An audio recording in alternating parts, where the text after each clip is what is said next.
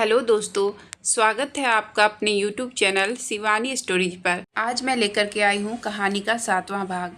अगर आपने इस कहानी के पिछले 6 भागों को नहीं सुना है तो उसका लिंक मैं डिस्क्रिप्शन बॉक्स में दे दूँगी। तो चलिए आगे की कहानी शुरू करते हैं। मैडम, लड़ाई हो गई है हमारे लोगों और सिंघम के लोगों के बीच और 2 लोग घायल भी हो गए हैं। सविता ने अपनी भौहें सिकुड़ सुनकर। ध्रुव ने उसे बीच में डिस्टर्ब कर दिया क्योंकि वह अभी फ़ोन से बात कर रही थी। मुझे सूचित करते रहना और अगर लेट भी हो जाए तो मुझे फ़ोन करके अपडेट्स देते रहना, सविता ने फ़ोन पर बात कर रहे शख्स से कहा। उसने फ़ोन रखा और ध्रुव की तरफ घूर कर देखा।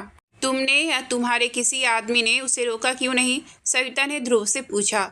हम पिछले 3 हफ्तों से दोनों गुटों के बीच बढ़ती गर्मा गर्मी को कम करने की कोशिश कर रहे थे मैडम, पर मुझे लगता है अब आपको भी बीच में पड़ना पड़ेगा, ध्रुव ने जवाब दिया। प्रॉब्लम क्या हुई? शुरू के 2 महीने तो सब ठीक था, अब अचानक क्या हुआ? सविता ने पूछा। हमें तो ठीक से कुछ मालूम नहीं है मैडम, ध्रुव ने जवाब दिया। ठीक है, चलो फिर, सविता ने कहा और अपनी गन उठाकर अपने पास रख ली और ध्रुव के साथ अपने ऑफिस से बाहर निकल गई।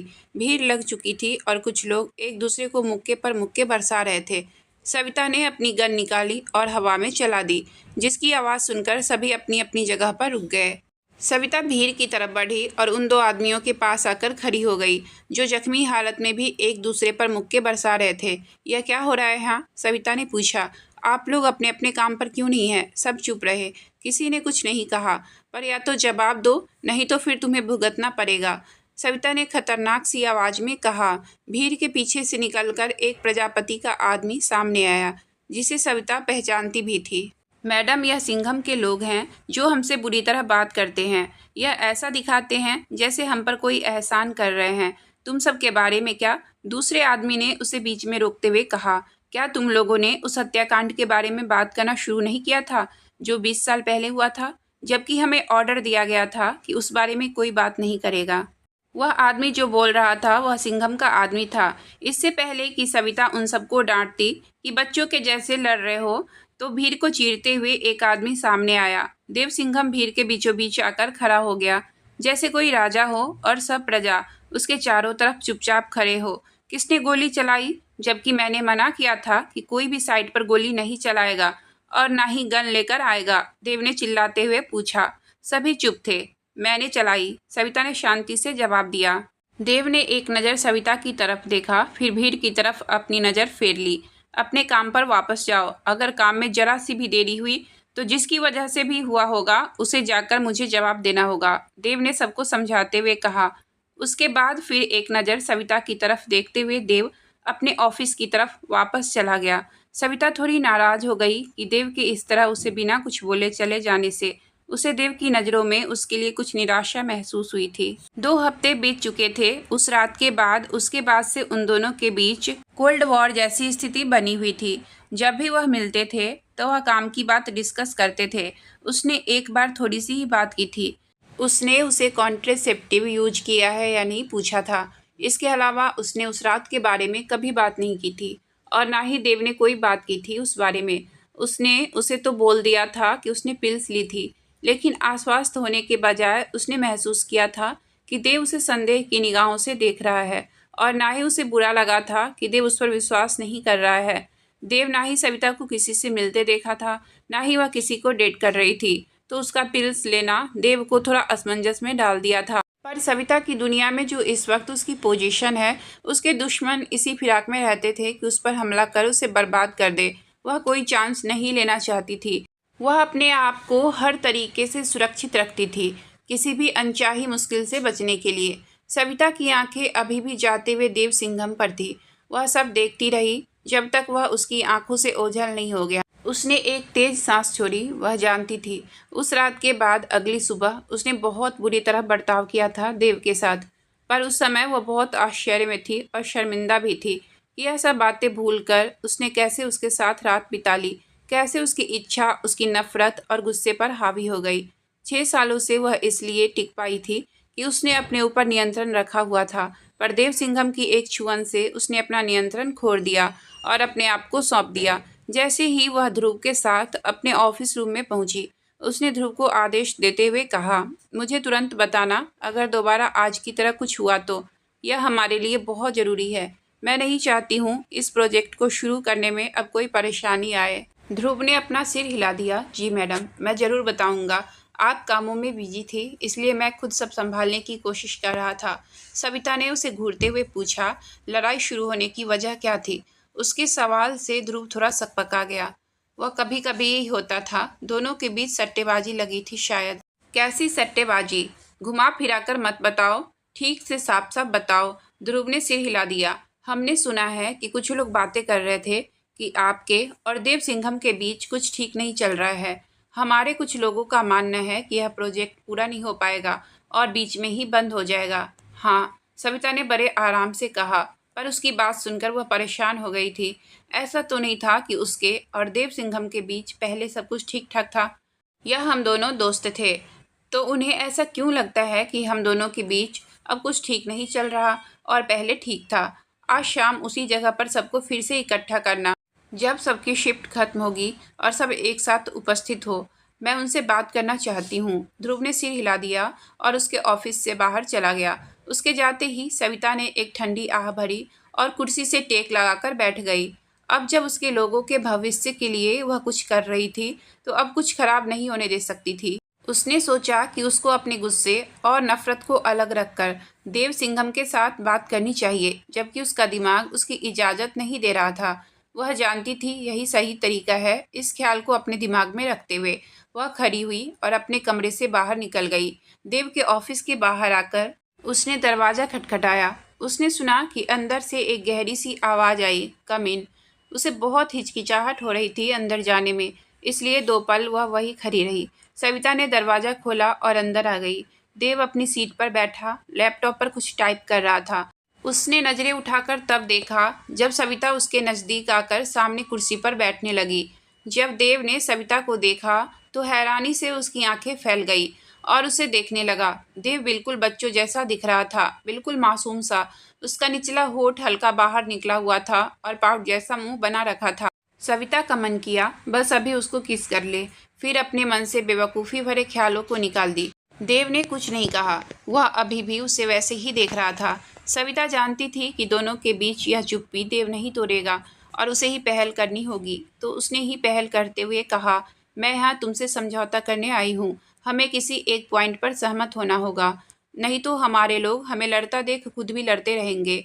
देव जो कुछ सोचते हुए उसे देख रहा था, अचानक उसकी बात सुनकर उसकी भौहें चढ़ गई, लेकिन सविता को वह और भी ज़्यादा अट्रैक्टिव लगने लगा था। किस बारे में हम कंप्रोमाइज़ करेंगे? देव ने पूछा। हमें अपने पास्ट को बुलाकर एक दूसरे के साथ सभ्य तरीके से पेश आना चाहिए। हमारे लोगों में बहुत ही ज़्यादा असुरक्षा और अस्थिरता है, जिससे उनका काम प्रभावित हो रहा है। सविता के आगे बोलने से पहले ही देव उठ खड़ा हुआ। अब उसका चेहरा बिल्कुल भी उदास नहीं था, बच्चों जैसा नहीं लग रहा था। अब वह बहुत भयंकर दिखने लगा था। अब वह किसी जंगली जानवर या दरिंदे के जैसे दिखने लगा था। देव चलकर सविता के पास आया और उसकी चेयर के दोनों साइड अपने हाथ रखकर झुककर बोला, ओह रियली? वह कुछ चिड़चिड़ा सा लग रहा था। अचानक तुमने ऐसा सोचा जैसे तुम यहाँ सबसे मैच्योर इंसान हो, जो पास्ट भुलाकर समझौता करना चाहती हो। तुम ही थी ना वह जो बच्चों जैसी हरकत कर रही थी 2 हफ्ते पहले, मुझ पर गोली चलाई और ना जाने क्या नहीं किया। मैं सविता को समझ नहीं आ रहा था कि क्या कहे। वह पहली बार था कि उसकी बोलती बंद हो गई थी। देव सही ही तो था, सविता ने ही बखेरा खड़ा किया था और बुरी बर्ताव किया था। अगली सुबह मैं मानती हूँ मैंने कुछ ज़्यादा ही रिएक्ट कर दिया था, सविता ने कहा। देव ने अपनी भौहें उचकाई। ओके फाइन, मैंने ओवर रिएक्ट किया था उस दिन, सविता ने अनिच्छा से स्वीकार किया। ऐसे तुम्हें नहीं करना चाहिए था मेरे साथ। जहाँ तक मुझे याद है हमने बहुत अच्छा वक्त बिताया था एक दूसरे के साथ, और उसके बाद मुझे बस यही याद है कि तुमने मुझ पर गोली चलाई। उस रात की बात फिर से याद करके सविता के शरीर में झुरझुराहट सी पैदा हो गई। उसको इग्नोर करके वह फिर बहस पर ध्यान देने लगी। तुम जानते हो यह इतना भी आसान नहीं है। देव उसे ध्यान से देख रहा था। तो तुम यह कहना चाहती हो कि हमारे पास्ट की वजह से ही तुमने ऐसा बर्ताव किया था? सविता ने सिर हिला दिया। तो अब क्या हुआ? तुम कहना क्या चाहते हो? तुमने कहा कि तुमने उस दिन इसलिए ऐसा बर्ताव किया था क्योंकि हमारे बीच हमारा पास्ट अभी भी है, लेकिन कुछ मिनट पहले तुम पास्ट भुलाकर अपने लोगों के लिए और काम को जल्दी पूरा करने के लिए समझौता करने की बात कर रही थी। ओके, सविता को समझ नहीं आया कि बातों का रुख अब किस ओर जा रहा है। क्या तुम फिर से वैसे ही बर्ताव करोगी? अगर हम फिर से एक दूसरे के साथ रात गुजारे तो? ऐसा दोबारा कभी नहीं होगा। क्यों नहीं? क्योंकि मैं सविता को समझ नहीं आ रहा था कि क्या कहे। क्योंकि मैं नहीं चाहती, वह ऐसी चीज़ नहीं है जिसे दोबारा की जाए। वह खुद ही महसूस कर रही थी कि वह झूठ बोल रही है। सविता को थोड़ा अनकंफर्टेबल देखकर देव के चेहरे पर कुटिल मुस्कुराहट आ गई। तुम लकी हो कि मैं 2 हफ्ते पहले ही अपने ऑफिस को साउंड प्रूफ कराया था, नहीं तो सभी को पता चल जाता कि तुम मेरे साथ कितना एंजॉय कर रही थी। सविता ने उसे घूरते हुए देखा और कहा, तुमसे कितनी बार कहा है कि उस रात की बात मेरे सामने मत कहा करो। इसमें कोई बुरी बात तो नहीं है? बिल्कुल है। सविता के सामने खड़ा शख्स हमेशा ही उसे गुस्सा दिलाता था अपनी हरकतों से। सविता ने उसे घूरते हुए देखा और कहा, तुमसे कितनी बार कहा है कि उस रात की बात मेरे सामने मत करा करो। देव कहने लगा, अगर हमारे लोगों को लगता है कि हम कपल हैं और आगे चलकर रिश्ता भी जुड़ सकता है तो वह रिलैक्स हो जाएंगे और सुरक्षित महसूस करेंगे। तुम्हें रेवंत सेनानी से छुटकारा भी मिल जाएगा। मुझे पता है तुम्हारे लोग दोबारा सिंघम और प्रजापति के बीच रिश्ता जुड़ता देखना चाहेंगे, ना कि सेनानी के साथ, देव ने कहा। सविता ने अपनी वॉइस रिकॉर्डिंग और उसकी बात समझने की कोशिश करने लगी। मैं उस तरह की नहीं हूँ जो यह बच्चों जैसा खेल खेलूं, सिंघम। मैं भी नहीं हूँ। मैं बस इतना कह रहा हूँ कि हम थोड़े वक्त के लिए एक साथ हो जाते हैं ताकि हमारे दुश्मनों से छुटकारा मिल जाए और एक दूसरे के साथ अपना वह रिश्ता भी कायम रखते हैं। सविता ने उसकी तरफ ऐसे देखा जैसे देव पागल हो गया है। नहीं, सविता ने कहा। सविता के मुंह फट जवाब से देव की आंखें छोटी हो गई। उसने अपने दोनों हाथों को सविता की चेयर के दोनों साइड रख दिए और उसकी तरफ झुककर बोला, कम ऑन सविता। देव के शब्द सविता को अपनी सांसों में घुलते हुए से लग रहे थे। वह इतना नज़दीक आ गया था कि सविता के पेट में तितलियां सी उड़ने लगी थी। वह पहली बार था जब सविता ने देव के मुंह से अपना नाम सुना था, और वह भी गुस्से से नहीं। मान लो तुम्हें भी बहुत मज़ा आया था उस रात, देव ने बोलना जारी रखा। सविता का शरीर फिर कांपने लगा। उसके हाथ उसके कपड़ों पर फंस गए। वह समझ रही थी कि देव क्या करने की कोशिश कर रहा है। इसका मतलब यह नहीं है कि मैं दोबारा यह करूंगी। सच में नहीं, देव ने सविता के पास आकर धीरे से फुसफुसाया। सविता के रोंगटे खड़े हो गए देव की नज़दीकी से। क्या तुम नहीं चाहती हो कि मैं तुम्हारे फिर नज़दीक आऊं? देव ने फिर पूछा। देव की बातों से सविता को उस रात की याद फिल्म की तरह दिमाग में घूमने लगी थी। सविता ने महसूस किया कि देव के होठ उसके गर्दन को छू रहे थे। एक मन उसे दूर धक्का देने को कह रहा था और दूसरा उसे हटाने से रोक रहा था। सविता को उस रात की याद किसी फिल्म के सीन की तरह उसके दिमाग में घूमने लगी। क्या सच में तुम नहीं चाहती मैं तुम्हारे और भी करीब आऊं? और तब तक नहीं रुकूं जब तक तुम मुझसे रुकने की भीख नहीं मांगती। देव अभी भी उसे रिझाने की कोशिश कर रहा था, जबकि देव की बलगर बातें सुनकर सविता को गुस्सा आने लगा था, लेकिन साथ ही उसके शरीर में एक अजीब सा एहसास भी होने लगा था। उसने इससे पहले बस एक ही आदमी के साथ रात बिताई थी, और वह भी बहुत साल पहले जब वह टीनेजर थी। सविता और राघव उस वक्त सिर्फ 18 साल के थे जब उन्होंने एक साथ एक दूसरे की बाहों में रात गुजारे थे, क्योंकि उन दोनों में प्यार था। जबकि देव सिंघम का लव स्वीट नहीं था, बल्कि लव ही नहीं था, यह तो बस वाइल्ड था। क्या उस रात तुमने एंजॉय नहीं किया? वह देव का सवाल अब सविता के दिमाग में बार बार घूमने लगा था। उस रात की यादें किसी तस्वीर की तरह सविता के दिमाग में घूमने लगी। उसने याद किया कि कैसे देव ने उसे कुर्सी से उठाकर डेस्क पर बिठाया था और बाद में बेड पर लेटाया था। इसी बीच देव ने जाकर ऑफिस रूम का दरवाज़ा अंदर से लॉक कर दिया था और आकर सविता के पास खड़ा हो गया था और सविता को निहारने लगा था। जब उसके करीब खड़ा हुआ तो सविता का दिल जोरों से धड़कने लगा था। धड़कने की आवाज़ उसके खुद के कानों में पड़ रही थी। कुछ देर बाद देव ने उसे कहा, या अपनी आंखें खोलो और देखो हमें। और सविता ने फिर वही किया, अपनी आंखें खोली और साक्षी बनी जो भी दोनों के बीच हो रहा था। दोनों एक दूसरे में पूरी तरह से खोए हुए थे। सविता ने गहरी सांस ली और उन यादों से बाहर निकलने की कोशिश करने लगी। क्या वह रात हसीन नहीं थी? देव की आवाज़ फिर से सविता के कान में पड़ी। देव उसके बालों में हाथ फेरने लगा। उसने उसकी चोटी को पकड़कर आगे कर दिया और फिर अपनी गर्म सांसों को सविता के कान के पीछे छोड़ने लगा, जिससे सविता सिहरने लगी। आज फिर क्यों ना वह रात दोहराई जाए। ऐसा बोलते हुए देव के हाथ सविता की चोटी पर से फिसलने लगे। जैसे ही देव के हाथ सविता के स्किन को टच हुए, सविता को जैसे करंट का झटका सा लगा। सविता को भी उस रात के बाद देव के ही सपने आते थे।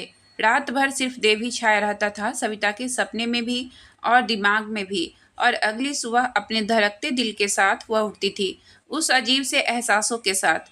मुझे उससे कुछ चिड़चिड़ाहट भी होती थी। एक दर्द के साथ सविता के शरीर में सरसराहट पैदा हो गई। इस बार मैं तुम्हें भी वह करने दूंगा जो तुम मेरे साथ करना चाहती हो, देव ने अपनी गर्म सांसें सविता के गर्दन पर छोड़ते हुए कहा। सविता का दिल जोरों से धड़क रहा था, पर वह देव को कुछ नहीं बोल रही थी और उसकी बातें सुनती जा रही थी। मैं इसे क्यों इजाज़त दे रही हूँ कि यह मुझे छुए, और मेरा शरीर इसकी बातें सुनकर ऐसे क्यों रिएक्ट कर रहा है? अपने मन में ऐसा सोचते हुए सविता ने धीरे से अपना सिर उठाया और देव की तरफ देखा। सविता ने पाया कि देव उसे अपनी गहरी नशीली आंखों से उसे देख रहा है। सविता ने उसकी तरफ थोड़ी देर ऐसे ही देखा जैसे खुद से वह कोई जंग लड़ रही हो। इससे पहले कि उसका दिमाग उसे कुछ इशारा करता, उसने देव के बाल पीछे से कसकर पकड़ लिए और देव के होठों से अपने होठ मिला दिए। सविता ने कहा, मुझे मंजूर है, लेकिन मेरी एक शर्त है। सविता ने देव के सीने पर हाथ रगड़ते हुए कहा। क्या? देव ने चिढ़ते हुए पूछा। हम हमारे लोगों को कोई कमिटमेंट नहीं करेंगे। हम उनसे हमारी संधि की कोई बात नहीं करेंगे। हम यह सब उसी वक्त खत्म कर देंगे जिस वक्त मैं चाहूँगी। ऑफ कोर्स तुम भी यह संबंध जब चाहे खत्म कर सकती हो, मुझे कोई आपत्ति नहीं है। देव के हाथ सविता की कमर पर था। देव के चेहरे पर ऐसे भाव थे जैसे उसका ही सविता पर बस अधिकार है। थोड़ी देर बाद देव सविता प्रजापति को कपड़े पहनते हुए देख रहा था। जब शाम के समय सविता उसके ऑफिस केबिन में आई थी तो देव को उम्मीद थी कि सविता नाराजगी दिखाएगी या गुस्सा दिखाएगी, लेकिन अभी जो खुशी वह महसूस कर रहा था उसने पूरी तरह से उसके ख्याल को झुठला दिया था। देव को भी अब लगने लगा था कि उसे सविता चाहिए, वह उसे पाना चाहता है पूरी तरह से, हर तरीके से। मेरे साथ आज रात मेरे कॉटेज में चलो, देव ने उसे सुझाव दिया। एक कॉटेज सिंघम के साइड के पास ही था और प्राइवेसी के लिए परफेक्ट। मैं नहीं आ सकती, सविता ने आराम से जवाब दिया। मुझे सुबह 7 बजे से पहले घर पहुंचना है।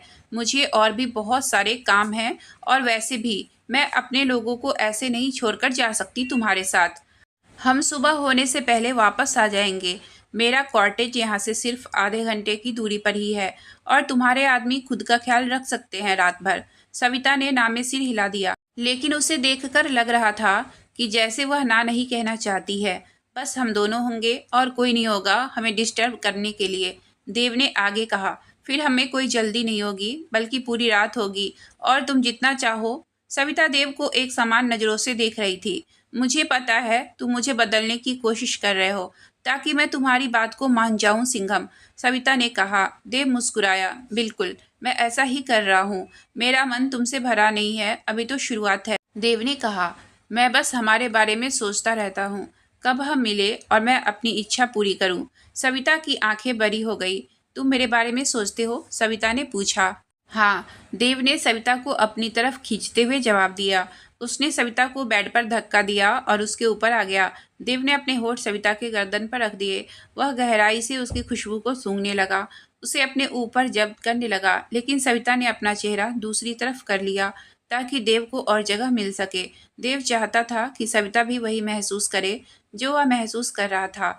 देव ने फिर से कहा, चलो मेरे साथ। मैं नहीं आ सकती, सविता ने जवाब दिया। अपने लोगों से बात करने के बाद मुझे जाना है घर, और आज रात मेरी और भी मीटिंग है। कल एक छोटी सी सर्जरी है मेरे दादाजी की, मुझे उन्हें लेकर सिटी में हॉस्पिटल जाना है। अच्छा, देव निराश हो गया था यह जानकर कि सविता आज रात क्यों नहीं आ सकती उसके साथ, और साथ ही वह कल भी साइट पर नहीं आएगी। सविता छटपटाने लगी देव के नीचे से निकलने के लिए। उसने आराम से अपने लंबे बालों को देव के नीचे से हटाया और उठ खड़ी हुई। उसने अपने कपड़े ठीक किए। वह बहुत आकर्षक लग रही थी। उसने टेबल से अपनी गन और फ़ोन उठाया और दरवाजे की तरफ चली गई। दरवाजे के पास पहुंचकर उसने उसे खोलने से पहले सविता ने पलटकर देव की तरफ देखा।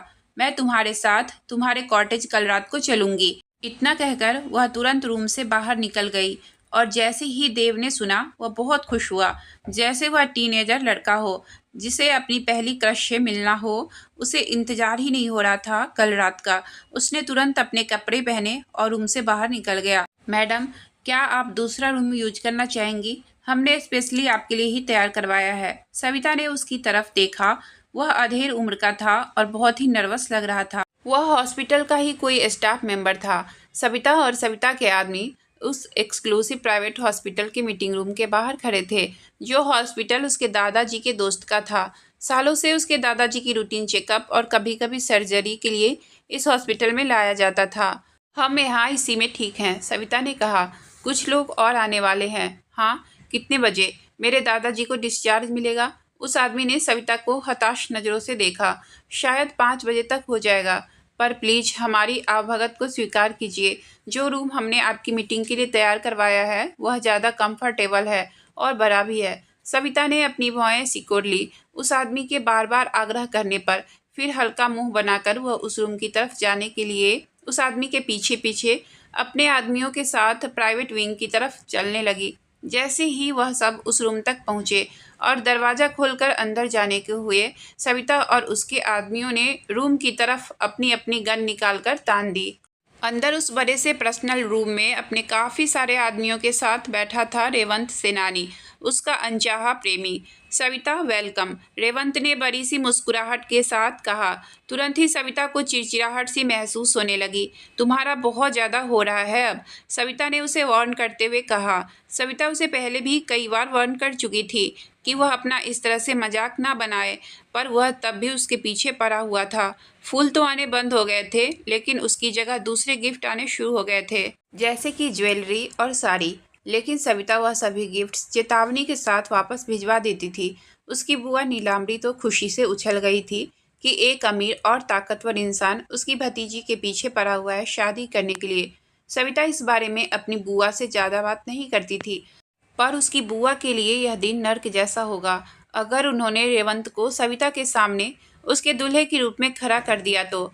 बाहर से तो रेवंत सेनानी बेहद हैंडसम लड़का था, जो उसे भी विरासत में ही इतनी खूबसूरती मिली थी, पर उसकी रेपुटेशन क्रूर और उसके यहाँ की औरतों को प्रताड़ित करने की जगजाहिर थी। सविता अंदर से घृणा से कांप उठी जब रेवंत उसे अपनी ठंडी और थकी हुई आंखों से देख रहा था। आई एम सॉरी अगर मेरे यहाँ होने से तुम्हें किसी भी तरह की परेशानी हुई हो सविता, रेवंत ने बहुत ही सभ्यता से कहा। हमने हाल में ही यह हॉस्पिटल खरीदा है और जब मुझे पता चला कि वीरेंद्र प्रजापति को यहाँ सर्जरी के लिए भर्ती किया गया है तो मैं आ गया उन्हें रिस्पेक्ट देने के लिए। सविता को उसके बहाने हजम नहीं हुए कि वह उसके दादाजी से मिलने हॉस्पिटल आया है, लेकिन वह यह जानती थी कि यह हॉस्पिटल अब रेवंत सेनानी ने खरीद लिया है। सिंघम और प्रजापति भी अपने इन्वेस्टमेंट अपने इलाके में ही करते थे, लेकिन सेनानी अपनी ज़्यादा से ज़्यादा इन्वेस्टमेंट अपने इलाके से बाहर ही किया करता था। सिर्फ सेनानी का परिवार ही बड़े मेंशन में रहता था, बाकी के उसके लोग आज भी गरीबी में ही जी रहे थे। यह सच था कि सेनानी ने अभय सिंघम को कैनल और मैन्युफैक्चरिंग यूनिट प्रोजेक्ट को ज्वाइन करने का प्रस्ताव ठुकरा दिया था, और यह बात सविता को और भी ज़्यादा इरिटेट करती थी। मेरे पास इन सब के लिए समय नहीं है, सविता ने ठंडे भाव से कहा। मैं चाहती हूँ कि तुम मुझे शादी के प्रस्ताव के लिए परेशान करना बंद कर दो। मैं तुम्हें अपना जवाब पहले ही बता चुकी हूँ। मैं जानता हूँ, रेवंत ने हल्की मुस्कान के साथ कहा, पर मैं जानता हूँ कि एक दिन मैं तुम्हारे दिल में कहीं भी किसी कोने में अपने लिए थोड़ी सी जगह बना ही लूँगा। सविता को उसकी मुस्कुराहट बर्दाश्त नहीं हो रही थी। उसे उसकी हंसी बनावटी लग रही थी। उसने सुना था कि रेवंत बहुत कम ही अपने इमोशंस दिखाता है, जब तक कि वह उस समय के दौरान ना हो जब वह जानबूझकर औरतों पर अत्याचार और यातनाएं करता था। मैं तुमसे हमारे लोगों की तरफ से माफ़ी मांगना चाहता हूँ, रेवंत ने कहना जारी रखा। मैंने सुना है कि मेरे कुछ लोगों की वजह से तुम्हारे सामान के ट्रांसपोर्टेशन में रुकावट आई थी और तुम्हें परेशानी हुई थी। सविता ने उसकी बात का ज़्यादा जवाब देने में ध्यान नहीं दिया। वह जानती थी जरूर इन सब में खुद रेवंत सेनानी शामिल हो सकता है, जिसे खुद ही अपने लोगों को प्रजापति को परेशान करने के लिए उकसाया होगा, पर बिना पुख्ता सबूत के वह उस पर आरोप नहीं लगा सकती थी। प्लीज बैठ जाओ सविता, मैं चाहता हूँ कि आज की हमारी इस मुलाकात को हम बिना वक्त गवाए या डिस्कस करने में लगाए कि मैं तुम्हारी किस तरह से शिपिंग करने में या किसी और काम में मदद कर सकता हूँ, रेवंत ने सविता से कहा और फिर दूसरी तरफ हाथ हिलाते हुए किसी को बुलाया। तुम क्या लोगी, चाय या कॉफ़ी, और कौन से स्नैक्स लेना पसंद करोगी? बात करने के दौरान रेवंत ने पूछा। हम यहाँ कोई बात नहीं कर रहे हैं, सविता ने कहा। मुझे अकेले में अपने आदमियों से कुछ ज़रूरी बात करनी है। मुझे बहुत खुशी होगी अगर तुम हमें अकेला छोड़ दो। रेवंत सेनानी उसे अपनी हारी हुई आंखों से देख रहा था। सविता, तुम मुझे अपना दुश्मन समझना बंद कर दो, रेवंत ने धीरे से कहा। मैं जानता हूँ तुम अभी तैयार नहीं हो, पर मुझे कोई दिक्कत नहीं है। तुम अपना मन बनाने के लिए जितना चाहे वक्त ले सकती हो। आखिर में तुम्हें मेरा ही होना है। मैं तुमसे वादा करता हूँ कि मैं तुम्हारी सारी जिम्मेदारियों को पूरी करूँगा और चिंताएं दूर कर दूंगा। तुम्हारे लोगों को भी अपने लोगों के साथ ही देखरेख करूंगा। सविता ने अपने गुस्से पर काबू करने के लिए अपनी मुट्ठी भींच दी। वह उस आदमी के सामने अपना रिएक्शन नहीं दिखाना चाहती थी, जबकि सविता और सिंघम दोनों ही अपने लोगों का नेतृत्व करने में विश्वास रखते थे और रेवंत सेनानी लोगों पर राज करने में। जबकि असल बात तो यह थी कि रेवंत को ऐसा लग रहा था कि वह सविता पर एहसान कर रहा है उसकी जिम्मेदारी लेकर, जिसका मतलब यह हुआ कि वह उसके संचालन और ताकत पर कब्जा कर रहा है। यह बात और ज्यादा गुस्सा दिला रही थी सविता को। सविता रेवंत की आंखों में ठंडे भाव से देख रही थी। तुमने आज यह साबित कर दिया है, सारी बकवास बात बोलकर, कि तुम भ्रम में जीते हो। या तो तुम यहाँ से चले जाओ, या फिर मैं और मेरे आदमी दूसरा कमरा खोज लेंगे अपनी मीटिंग के लिए। रेवंत सेनानी धीरे से हंसने लगा। हालांकि उसकी गर्दन की नसें तन चुकी थी और सविता जान गई थी कि वह गुस्से में है। मेरी उम्मीद से भी ज्यादा तुम बहुत जिद्दी हो और हठी भी, रेवंत ने कहा। मेरे पेरेंट्स ने पहले ही मुझे समझाया था इसके बारे में। उन्होंने कहा था कि तुम्हें ना चुनो, पर मुझे बहुत खुशी है कि मैंने उनकी बात नहीं सुनी। रेवंत ने गहरी नजरों से सविता को देखा। तुम वैसी ही हो जैसी मुझे चाहिए थी। मैं किसी की भी नहीं सुनूंगा, जो भी हमारे रिश्ते के खिलाफ होंगे। जबकि तुम्हारी कजन की वजह से मेरे छोटे भाई की जान भी गई, पर फिर भी इससे मेरी फीलिंग्स पर कोई असर नहीं पड़ा। मैं तुम्हारा इंतजार करूंगा। सविता ने उसके शोखी से उठते लबों को नज़रअंदाज कर दिया। सविता बस अपने आदमियों को कहने ही वाली थी कि दूसरा रूम ढूंढो। तभी रेवंत ने अपने आदमियों को आदेश दिया जाने के लिए। वह भी उनके पीछे जाने लगा। राहत की सांस लेते हुए सविता आगे बढ़ी और अपनी शेड्यूल मीटिंग और डिस्कशन शुरू कर दिया। जितनी देर में सविता ने अपनी मीटिंग खत्म की, उतनी ही देर में उसके दादाजी की डिस्चार्ज की प्रक्रिया पूरी हो गई थी। वह दोनों प्रजापति मेंशन वापस आ गए थे। उन्हें आते आते काफ़ी देर हो गई थी। सविता हमेशा की तरह संजय से बात कर रही थी डाइनिंग टेबल पर डिनर करते वक्त। वह उसे संक्षिप्त में प्रजापति एस्टेट के बारे में बता रहा था, जहाँ सविता को ध्यान देने की ज़रूरत है। जैसे ही उसने खाना खत्म किया, संजय वहाँ से चला गया। सविता उठ खड़ी हुई और अपने कमरे में चली गई। अपने कमरे में जाकर सविता फ्रेश होने के लिए वॉशरूम में चली गई। कुछ देर बाद वह सीढ़ियों से नीचे उतरते हुए घर से बाहर निकल गई। जब वह अपनी एसयूवी में बैठने ही वाली थी, तभी उसे दूसरी तरफ ध्रुव दिखाई पड़ा। वह सविता के साथ चलना चाहता था। मैं किसी पर्सनल काम से जा रही हूँ ध्रुव, और मैं वहाँ अकेली ही जाना चाहती हूँ, सविता ने ध्रुव से कहा। उसकी बात सुनकर ध्रुव अचंभित लग रहा था। सविता ने ध्रुव की आंखों में देखा, जो धीरे धीरे बड़ी हो रही थी, लेकिन उसने सिर हिला दिया और गाड़ी से उतर गया। सविता ने अपनी सफाई में उसे कुछ कहना जरूरी नहीं समझा। हालांकि वह हमेशा अपने लोगों का ख्याल रखती थी, लेकिन उसे इसकी परवाह बिल्कुल नहीं थी वह लोग उसके बारे में क्या सोचते हैं, क्योंकि अभी तक किसी ने भी उसके खिलाफ ना ही कुछ कहा था, ना ही कुछ किया था, और ना ही उसके साथ कभी कोई बात शुरू की थी। जब तक सविता कॉटेज पहुंची, तब तक आधी रात हो चुकी थी। उसने देखा कॉटेज के बाहर चमचमाती हुई कार खड़ी है और कॉटेज के अंदर से हल्की हल्की रोशनी भी आ रही है। सविता अपनी एसयूवी से उतरी और कॉटेज के गेट पर पहुंचकर दरवाज़ा खोल दिया। जैसे ही उसने अंदर पहला कदम रखा, किसी मजबूत हाथों ने उसे उसकी कमर से पकड़कर अपनी बाहों में खींच लिया और दीवार से टिका दिया। देव सिंघम भूखे शेर की तरह उस पर टूट पड़ा, उसके होठों को अपने होठों से जबकर चूमने लगा। सविता भी उसी तरह उसका साथ देने लगी। मैं देख सकता हूँ, देव मुस्कुरा दिया। क्या? देव ने अपने बड़े भाई अभय सिंघम से पूछा, जो उसी के सामने डाइनिंग चेयर पर बैठा हुआ था। यही एक्सप्रेशन कभी मेरे हुआ करते थे जब मुझे मेरी पत्नी से प्यार होने लगा था, अभय ने जवाब दिया। फिर कहने लगा, शायद यह एक्सप्रेशन मेरे चेहरे पर नहीं दिखते हो, लेकिन मैं अंदर से ऐसा ही महसूस करता था। देव हंसने लगा। आई होप कि यह इससे कन्विंस हो जाए, जिसे मैं आज प्रपोज करने वाला हूँ, जिसके साथ मैं पूरी जिंदगी बिताना चाहता हूँ। अभय मुस्कुरा दिया। क्या तुम चाहते हो कि मैं और अनिका चले तुम्हारे साथ नीलाम्बरी प्रजापति से बात करने? नहीं, सबको बताने से पहले मुझे सविता से बात करनी है। ऐसा समझ लो वो मेरी लिटिल ड्रैगन है, पहले उसे संभालना होगा। अभय उसे हैरान नजरों से देख रहा था। कैसा लग रहा है तुम्हें किसी के पीछे भागते हुए? यूजुअली तो लड़कियां तुम्हारे पीछे भागती रहती थी, देव फिर से जोर से हंस दिया। मेरे लिए तो जिंदगी और भी इंटरेस्टिंग हो गई है और एक्साइटिंग भी। देव को तो पता था कि वह सविता से प्यार करता है और उसे अपनी बढ़ती हुई चाहत को कभी रोकने की कोशिश भी नहीं की थी। जब भी वह सविता से मिलता था, उसके साथ होता था, उसके करीब होता था, पता नहीं, लेकिन वह अपने आप उसकी ओर खींचता चला गया। पहली बार उसे लग रहा था कि वह किसी और का है, बिना किसी के षड्यंत्र रचे हुए। उसे ऐसा लगता था कि जब वह दोनों साथ होंगे तो मिलकर हर मुश्किल, हर परेशानी को हंसकर हल कर लेंगे। सबसे गुस्सेदार और खतरनाक औरत ने ही देव के अंदर के शैतान को शांत किया था। उसके साथ वह बिल्कुल शांत महसूस करता था और वही रहता था जो वह असल में है। और उसके साथ उसे ऐसा लगता था जैसे यही उसका घर है, जहाँ इंसान अपने दिन भर की थकान अपने परिवार का मुस्कुराता चेहरा देखकर खत्म कर लेता है, क्योंकि उसने बहुत कम उम्र में ही अपने परिवार, अपने कई रिश्तेदारों को खो दिया था। इसलिए उसे लगता था कि कोई भी उसके साथ जिंदगी भर नहीं है। इसलिए वह हमेशा आज में जीने में यकीन रखता था और वह जान गया था कि अब उसे उसकी आगे की जिंदगी सिर्फ सविता के साथ ही बितानी है। वह यह भी जानता था कि सविता उसके मन की बात बखूबी जानती है। वह उसे बहुत प्यार करता है और उसके साथ रहना चाहता है। और अगर वह नहीं भी जानती है तो वह उसे तब तक बताता रहेगा जब तक सविता को यकीन नहीं हो जाता। वह चाहता था कि सविता उसे पूरे मन से मान ले, बिना अपने मन में कोई भी शक लिए कि देव उसे सच में प्यार करता भी है या नहीं।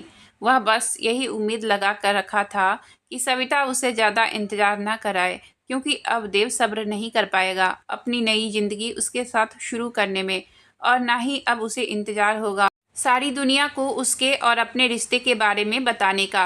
अनिका कहाँ है? मैंने उसे नाश्ते के लिए आते नहीं देखा। वह ठीक तो है? देव ने पूछा। वह ठीक है, बस आराम कर रही है। सुबह के समय अब वह देर से उठने लगी है, अभय ने जवाब दिया। अनिका की प्रेगनेंसी भी अब दिखने लगी थी। देव ने नोटिस किया था कि कितनी चमक आ गई है उसके चेहरे पर और कितनी खुश रहने लगी है अनिका, जबकि आजकल वह बिल्कुल थक जाने लगी थी। यह सब याद करते ही देव के दिमाग में सविता का ख्याल आ गया। वह सोचने लगा कि सविता जब प्रेग्नेंट होगी तो कैसी लगेगी। यह सोचकर ही वह और एक्साइटेड हो गया था। वह मन ही मन मुस्कुराने लगा, यह सोचकर कि कितना मुश्किल होगा सविता को उसके चाकू और गन को चलाने में, क्योंकि वह प्रेग्नेंट रहेगी और उसे तो वह जरूर शूट कर देगी जब उसे यह पता चलेगा कि देव को उससे कितने बच्चे की प्लानिंग कर रहा है। देव अपनी सोच में ही गुदगुदी सी महसूस करने लगा। वह मन ही मन खुशी के मारे उछलने कूदने लगा। वह तो सिंघम एस्टेट में ही एक जमीन ढूंढने लग गया था जहां वह और सविता अपना प्यारा सा घर बनाएंगे। सिर्फ घर ही नहीं, बल्कि वह जगह जहां वह दोनों अपना भविष्य लिखेंगे।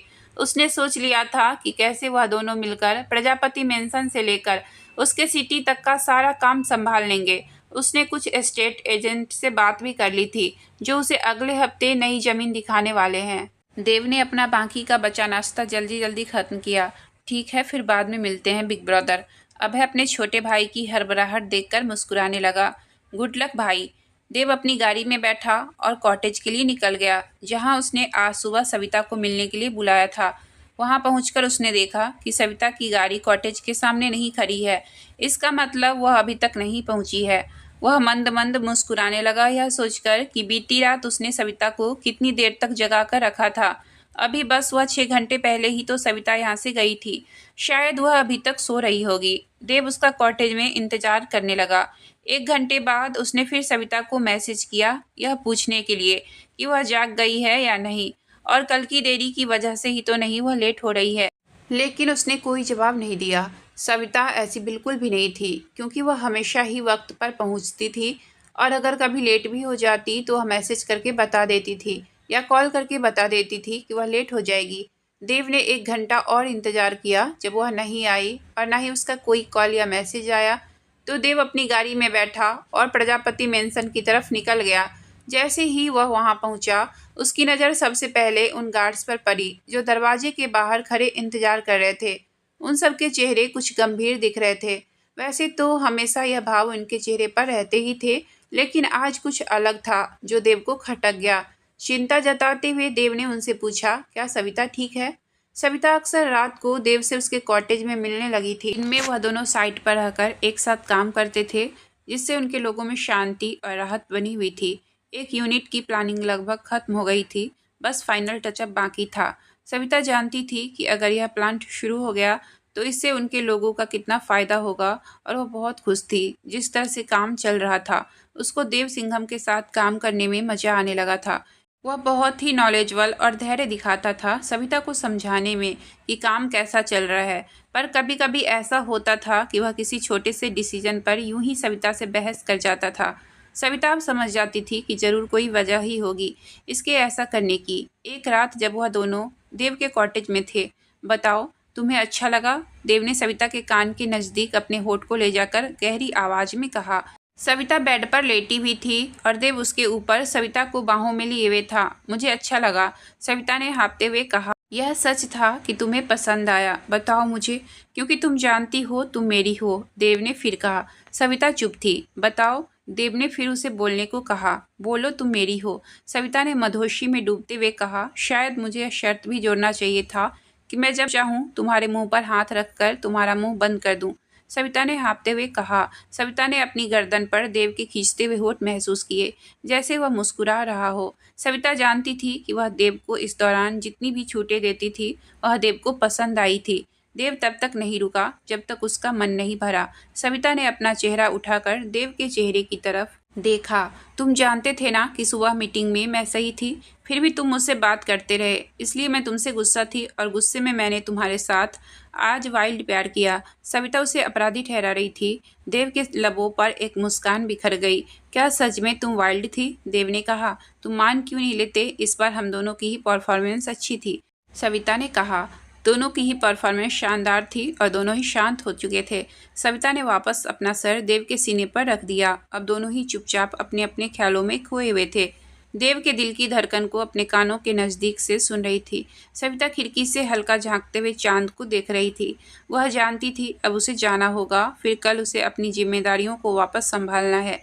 जाने के अफसोस से उसने एक आह भरी और उठने लगी, लेकिन देव ने उसे जाने नहीं दिया और कसकर बाहों में जकड़ लिया। मुझे जाना होगा, सविता ने प्यार से कहा। देव ने कुछ नहीं कहा, बस ऐसे ही उसे अपनी बाहों की कैद में जकड़े हुआ था। काफ़ी देर तक उसे निहारता रहा। थोड़ी देर बाद देव ने उसे छोड़ दिया। देव उसे देख रहा था। वह अपनी जगह जगह बिखरे कपड़े उठा रही थी। आज की कहानी यहीं तक रहने देती हूँ, इससे आगे की कहानी मैं कल लेकर आऊँगी। अगर आपको कहानी अच्छी लगी हो तो प्लीज़ वीडियो को लाइक और चैनल को सब्सक्राइब करें। आपका बहुत बहुत धन्यवाद।